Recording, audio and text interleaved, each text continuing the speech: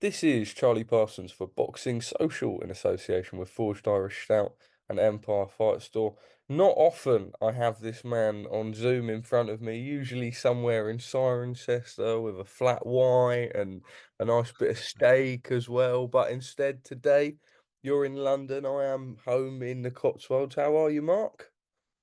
Very well. I mean, I'm not jetting around on private jets all over Europe, but I'm all right. I'm in London at the minute, so yeah. I'm sort of repping the Cirencester Massive from the London pad at the minute. Hey, someone's got to do it. Someone's got to do it. Yeah. What's the Christmas sort of period like for you? Obviously, this is going to be released around that time. So what's sort of the Neilson household like this time of year? Oh, busy. All the kids at home, because normally they're sort of spread around at universities and all over the country. So it's just nice family time. And with boxing, after this big show in Saudi on the 23rd, it'll all just go quiet for a week. It's the only time my phone stops. Boxers just, they all focus on family. Not a lot. They're all ticking over, aren't they? So my WhatsApp's not going off at 11 o'clock, 2 o'clock in the morning, whatever. It's just nice. So you can actually just, you're probably making a few plans and whatever, but not a lot goes on. It's the quietest time of the year for us boxing people. So looking forward to all the family at home. You've got to get the balance right because it's a mental sport that we're in. So yeah, absolutely. Looking for a bit of a rest. Going to relax a little bit, enjoy the time off, and then going for a massive 2024. I was gonna say, enjoy the time off it is. We caught up at the Mm. start of God 2023. I mean, obviously we've been sort of catching up and reviewing everything, but 2022 was a real special year for you in terms of like that London breakout and putting on shows at York Hall, linked up with WBM and expanding territories. I think that was probably like wouldn't know how to word it, but that was sort of the start. And I feel like this year maybe you cemented that position, Yeah. more locations and just in a real good place. York Call's always selling out. You're doing these more venues. You're enjoying the process. Yeah, I think we've got the model right. We're established now. I know we've said it a couple of times. At the beginning of last year, we'd never done a show in London. We Yeah. got to tie up with the Warrens, working with their stable when we started putting shows on. There's some struggles to start with. We didn't have a big stable to work with, but we were finding our feet. But we know how to make it work. We get fast forward to this year, and we're selling out and we've got queues of boxers, wanting to be on our shows, and we're working with other promoters, other managers, lots signing new London boxers now. So it's yeah, when you say breakout year, that's probably a really good description of 2023 for us. So it's just great to be in London. The iconic York Hall. I mean, when I first did the show there last year, you have a look who's fought there and then who's promoted there.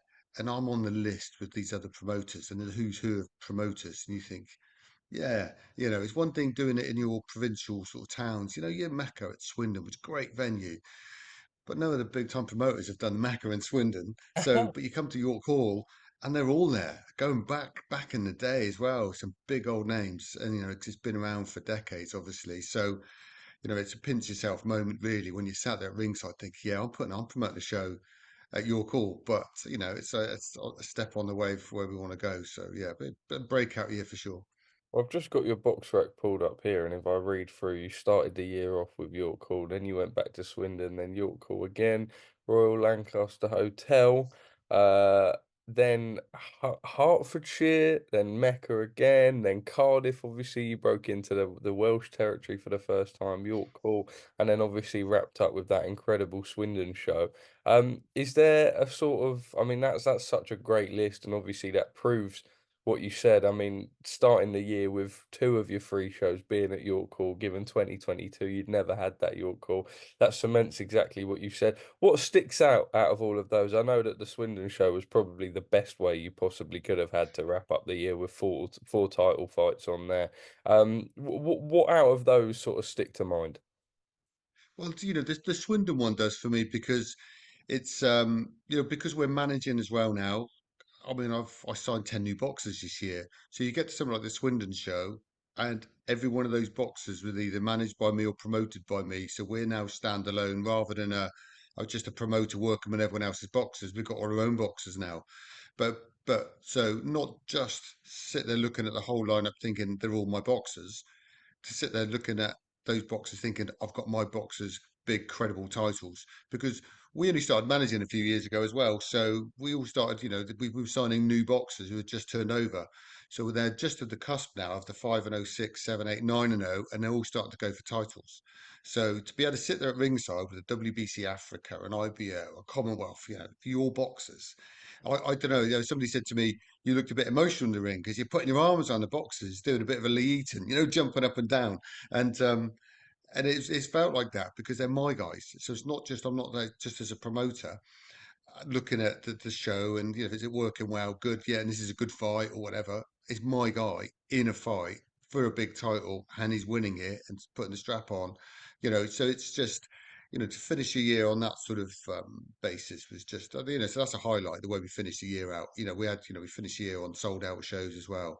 Like York Hall as well and Swindon, queues round the corner. We've got some photos and footage where we open the door, people are now queuing up half an hour before the doors open just to get in because they want to get in, get a good seat and stuff. And it's testament to the caliber of the shows that we're putting on. But it's just great, And I've said it before, I'm a fight fan first and foremost. So sit there watching these fights at the best seat in the house, right at ringside. You have that benefit. Any of us who work in boxing have the best seat in the house because we're just there, sat next to the ring, and it's just a great sport, a mad sport. It can be mental at times, but just love it. Glad to be in it, and it's a great finish to the year. 2022 sort of still had its controversies and sort of difficulties off the back of COVID Mm. type stuff. Things weren't still completely back together. It feels like this year, the first year where we've had a proper return to normality. You yourself, obviously, still fairly new in the promotional game, and certainly in sort of expanding with the territories. But Mm. in terms of a smooth year, you think that this has sort of been as ideal as it possibly can for you?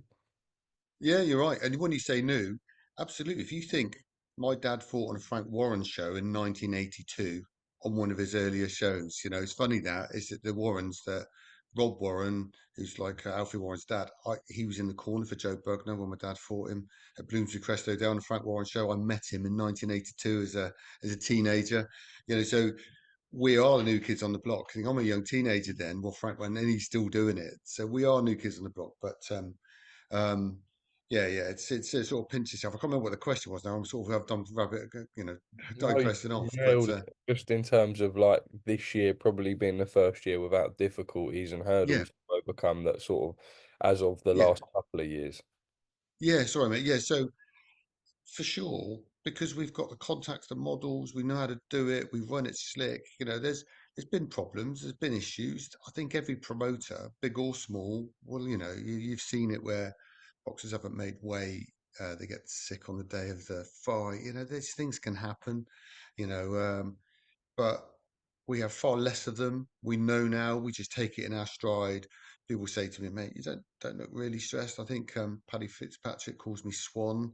Nice calm on the surface, but the legs are paddling underneath like mad, which is what it's like. But because everything that gets thrown at you, we can deal with. We've dealt with it before. A guy comes in heavier than an agreed weight, and then we have to sort that out with the opponent to make sure that they're happy with it and what we're going to do about it. Is it still going to go ahead? Is it not going to go ahead? All that sort of thing. But yeah, we're sort of get experience at this now, so we know what we're doing. We can deal with the problems, but that makes for a better show, and better experience for the boxers because there's always a way of, we always say there's always a way, and we always get it sorted. Show gets done. And we're lucky that most of the guys who are supposed to have won their fights this year. There's been a few banana skins and things, but that's boxing.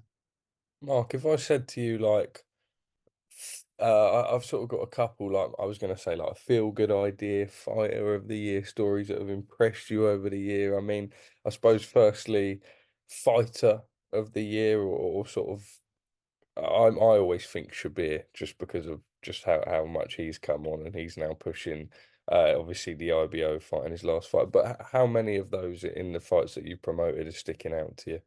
There's a few of them. I mean, Shav's the one because he's got such a great backstory, hasn't he? He's sort of come over as an immigrant for well, it was all really bad in Afghanistan with the Taliban. He couldn't speak a word of English. Now he's fighting for IBO titles. He graduated from university. a couple of weeks ago with his, and there's pictures there with his adopted mum, and you just think, what a great story. And he's such a lovely guy. You just wish him all the best. He's now won himself an IBO. He's going to be fighting in a, eliminator for the English probably soon. Next year is going to be some big titles for him. But we've got some great ones as well, like young Lewis Roberts, who we manage. We've had him from the start, and he's trained with Paddy Fitzpatrick since he was a 6-year old. We've just got him a Commonwealth silver, an English eliminator. We're trying to get him. I've heard Sean McGoldrick's retired, so I think there's an opportunity for the British. So we're going to try and get him for the British. And we've had him, since his debut. You got sort of highlights like that, but we've also, built working with the Warrens. We built Jack McGann up. Had some great fights for him. Got him an IBO European that got him into a good position. Then he was on the undercard of Fury and Garnu, and now he's fighting for a British. Casey Kadimi. We've built him up really nicely. We've now got an IBO world title, our first world title back in January. But, there's lots of them. We're managing over 20 boxers plus working with tens more with all the other managers that we're working with, and this Warren relationship at York Hall is working really well. Mark, let me sort of moving forward into 2024, I suppose that's a good place to pick up. You mentioned that Casey Kadimi fight. Yeah, IBO, you are putting on that world title fight for the first time. York Hall. I believe the date is the 27th of January. correct. I've sort of spoke to you and we've had conversations about sort of hoping to get it over the line. Now it is over the line. How Mm. proud a moment is that for you? Well, yeah, I'm over the moon. It's another step forward for us. To sit there and have ringside and have WBC Africa, IBO this and Commonwealth, but now to have a world title on your poster, great, because that's what we all want to do, isn't it? And, people would argue about the IBO not being a WBC, WBA, RBF, but it's up there. And I see enough champions with that belt over their shoulder. Some of the biggest ones have still got that belt over their shoulder at the end of the fight, haven't they? And hopefully Casey Kadimi, but his guy, it's a tough old fight for him. This guy he's fighting. Um, uh, South African is really good. He's sort of number one ranked over there, and you've probably got his record in front of you. But he's dangerous, very dangerous. So, but yeah, we're delighted. World title fight on our poster, on our show. So yeah, I mean the undercard's going to be great. We've got some good fighters already on there, and only Rutherford he sort of packs out the place amongst others. But that's the first start of the year, and we're sort of setting out as we want to go on. But we've already got our sort of our staple. We've got our York Hall dates booked in. We've got our Swindon dates booked in. We've got Cardiff dates booked in. We're still looking at other locations. We might be back to Liverpool. We might go back to the northeast. There's still Nigeria Okay, that good. we know we need to. Me and you are probably the Couple Cirencester farm boys are going to have gardens. to go with some heavy security, won't we? There's One two little boys Instagram from photo, that is. Cirencester in Sorry, it's just Lagos. the boys Yeah. in Lagos with the old machine guns out. There's a picture for your Insta, mate. I You'll know, get a yeah, few yeah, TikTok views. Yeah, yeah. yeah. But yeah, so it's a great start, obviously, 27th of Jan with a world title fight. And then the year's just going to carry on. I mean, with that one, it's going to be on Afghan TV, which is why it's in January, just to get the schedules and everything right. There's going to be an announcement soon about some streaming agreement that's ourselves working on, predominantly, obviously, for the Warren Boxing Management, through them guys who've been instrumental in Casey's career, and then credit to them, they've done a brilliant job. And working with us, I think it's worked really well, hasn't it? Because we've got the platform, they've got the boxers working together. It's helped building them up to big things, and now it's going to culminate in a world title for Casey, hopefully. Is that a statement of intent going into the new year? Without a doubt, because we compete with other um, promoters, of course we do. But I can't compete with the Matchroom and the Queens, where I haven't got their budgets, so I can't sign those kind of fighters or put on those kind of events. But there's everyone else, and I would say we're up there. You've got the Queensbury, the Warrens, the Wassermans, and um, you know we. and then you've got everyone else below them. And I would say we're just the ones right below them because I don't think there's any, nobody else is putting on world title fights. We're talking of, we've got our IBOs, our IBFs, our Europeans, our Commonwealths, our Commonwealth Silvers, and even British is great. But a world title, that's it. So, our competitors who are, might be trying to outspend us on production to put on a better show and stuff and trying to throw a few more quid around to nick some big fights, some 50-50s on their shows. You ain't got a world title though, have you? Do you have a sort of 2, 3 year plan? Like, do you have a vision of how you sort of want to keep stepping up the levels? Because obviously it is small hall, but at some point you sort of start to bridge the gap, right? And you do find Yeah. yourself in that sort of middle ground where you're working with the Wassermans and you're working with people like that. I mean, already like what you've done with Jack McGann and now the opportunities that he's getting out in Saudi Mm. Arabia.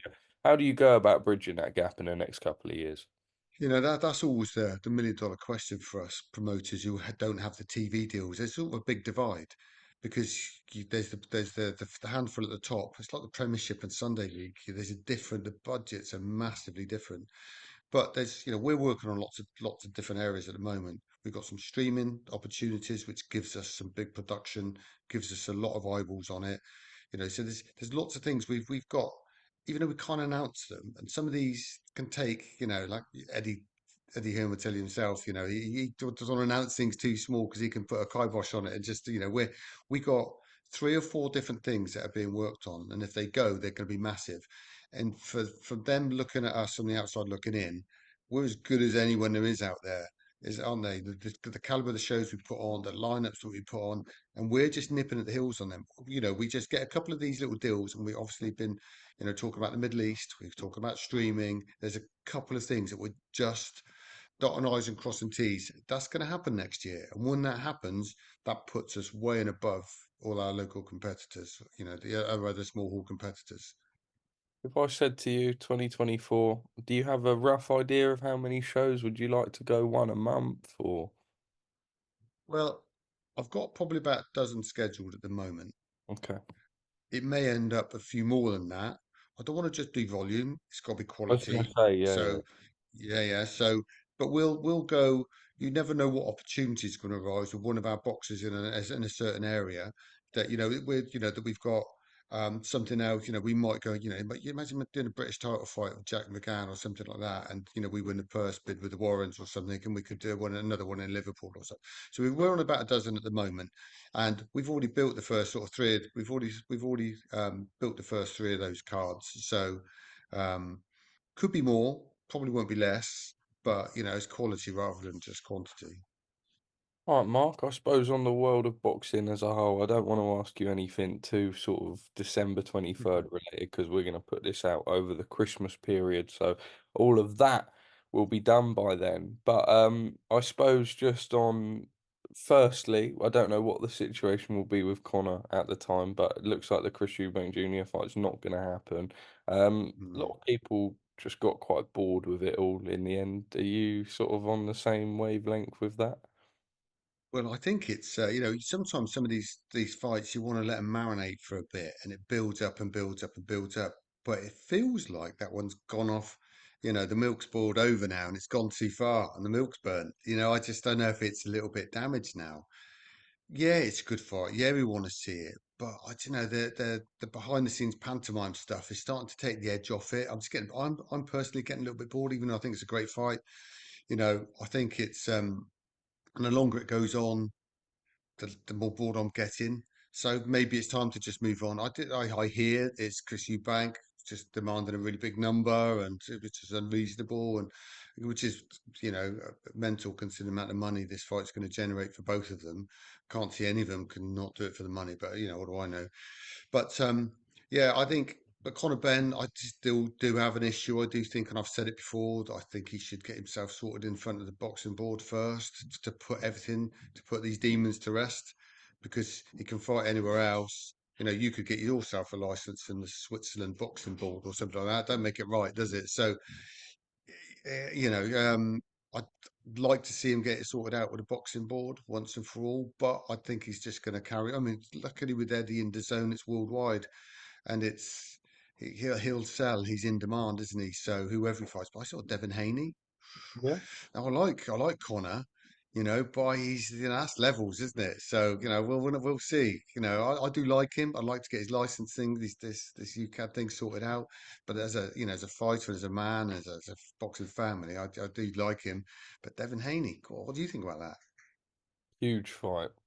Huge fight. Mm, Haney's a like just different level though. I mean, like, um, I just find it mad how he moved up a weight and rehydrated to 165 pounds in 30 hours. He went up 25 pounds. You know, people called him a weight bully at lightweight, and then to go and do the same at super lightweight's mental. yeah, Lomachenko, there's a clip from their fight, and he said, lightweight, no, heavyweight.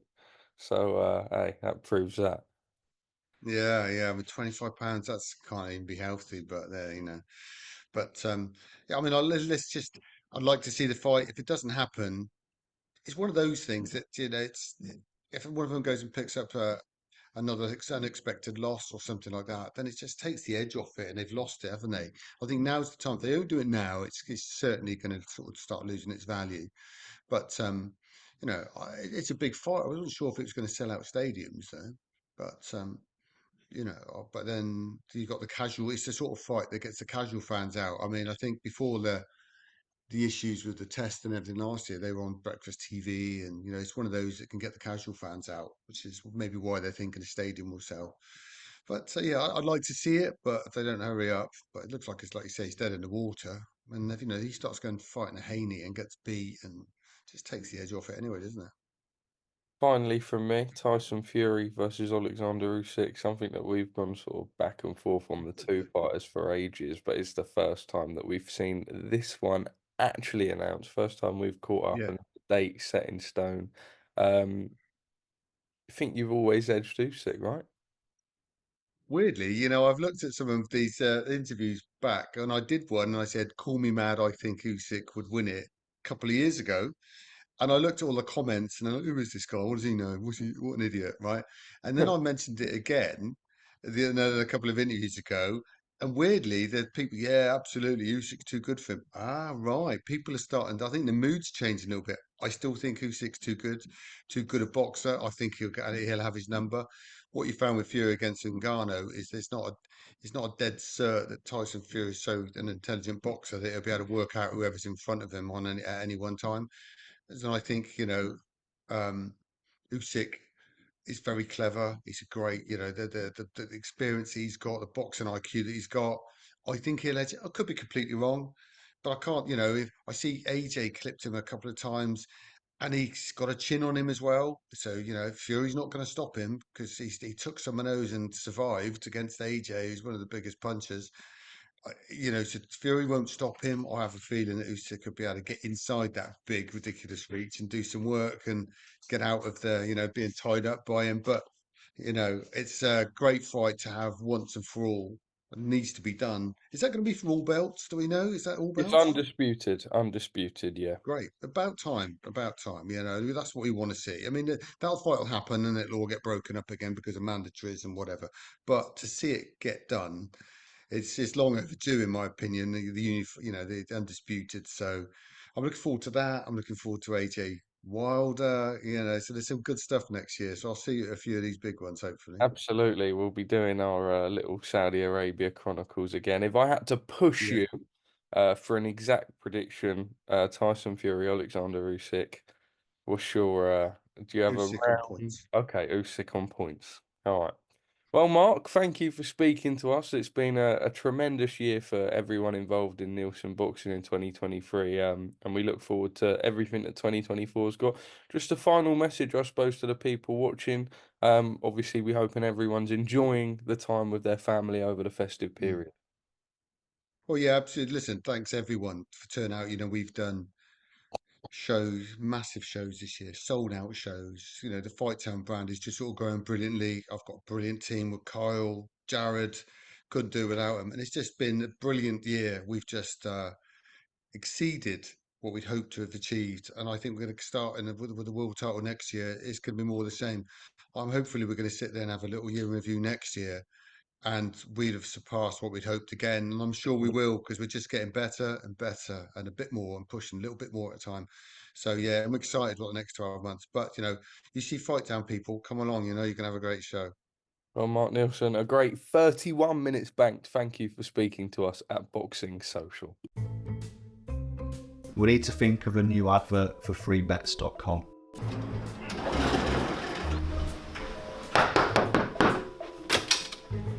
Get your best betting offers from freebets.com.